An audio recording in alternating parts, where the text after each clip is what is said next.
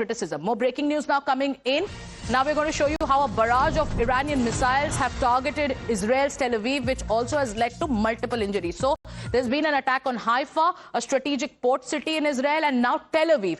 According to the Israeli media, Iran's missiles are targeting Tel Aviv. This is a barrage that has hit the Israeli city. Multiple injuries have been reported. Blasts are being heard in Tel Aviv. Sirens have been sounded across the city.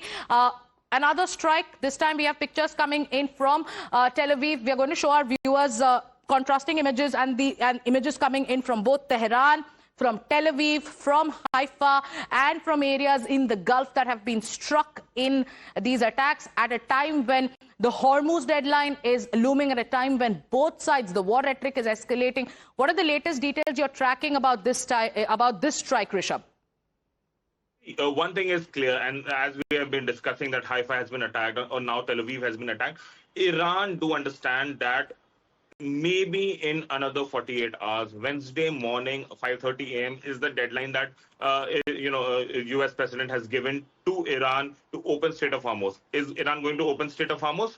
There is no chance right now that Iran will open the Strait of Hormuz, come what may, given that Iran understand that this is the flex point that we have and we can flex this in this war. This is creating the humongous pressure on Washington and Tel Aviv by the partners in Europe as well. Now, why do we have an attack on Tel Aviv? Tel Aviv attacks are covered by media way more than an attack in Ashoklian, or for that matter, even in Haifa.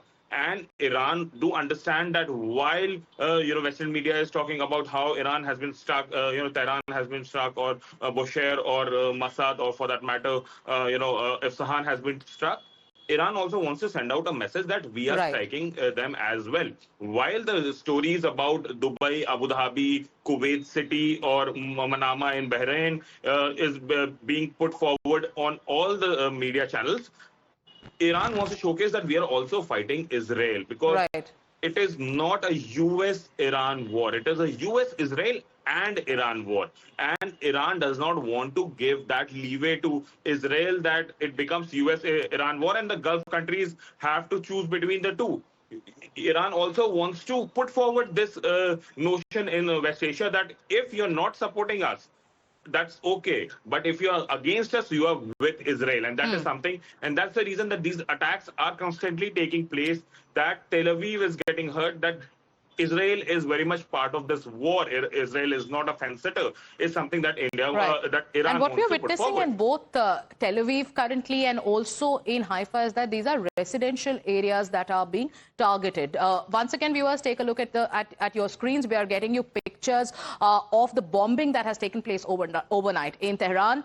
Currently, we're telling you about what's happened in Tel Aviv. We heard the explosions that took place in UAE, the drone attack in Kuwait, and the oil refinery that has been hit in Bahrain. In the latest, we got you pictures from Tel Aviv and from Haifa. With that, it's time for us viewers to slip into a short commercial break. We'll be back with more news and updates.